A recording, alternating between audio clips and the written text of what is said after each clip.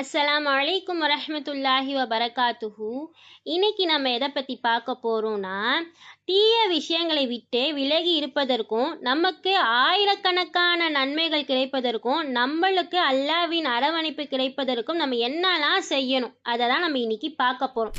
அபு தொலஹா ரலியல்லாஹு அவங்க சொல்கிறாங்க, லா இலாஹ இல்லல்லா என்று யார் சொல்கிறார்களோ அவர்கள் சொர்க்கம் நுழைவார். அதே போல சுபஹான் அல்லாஹி வபிஹம்திஹி என்ற வார்த்தையை யார் 100 தடவை சொல்கிறார்களோ அவருக்கு அல்லாஹ் 1024 நன்மைகளை எழுதுகிறான். ஏன்னா நம்ம நபி ஸல்லல்லாஹு அலைஹி வஸல்லம் சொல்லியிருக்காங்க.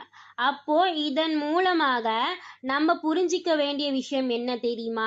இந்த திக்ரு ஓதுறது மூலமாக நமக்கு தேவையில்லாத விஷயங்கள் எல்லாத்தையும் பத்தி பேசுறதை விட்டுட்டு பாதுகாப்பும் இந்த வார்த்தைகளை தினமும் சொல்வதனால் 1000 கணக்கான நன்மைகள் நம்மளுக்கு கிடைக்குது. இந்த திக்ரை கொண்டு அல்லாஹ்வினை புகழ்வதனால் அல்லாஹ்வின் மகிழ்ச்சியும் இந்த சிறிய அமலை தொடர்ந்து செய்வதனால் அல்லாஹ்வின் பொருத்தமும் அரவணைப்பும் கிடைக்குது. அப்போ கொஞ்சம் யோசிச்சு பாருங்கண்ணே, இந்த அமல் தொடர்ந்து நம்ம செஞ்சுக்கிட்டே இருக்கோம்னா நம்மளுக்கு எவ்வளோ நன்மைகள் கிடைக்கும். ஓகேங்களா? சின்ன விஷயம் தானே அப்படின்னு நம்ம அலட்சியமாக விடுறனால தான் நம்ம நஷ்டத்தில் இருக்கிறோம். இன்ஷா அல்லாஹ்.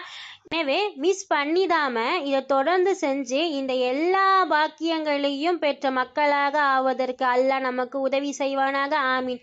இன்ஷா அல்லாஹ். இறைவழி செல்வம். அஸ்ஸலாமு அலைக்கும் வரஹ்மத்துல்லாஹி வபரகாத்துஹு.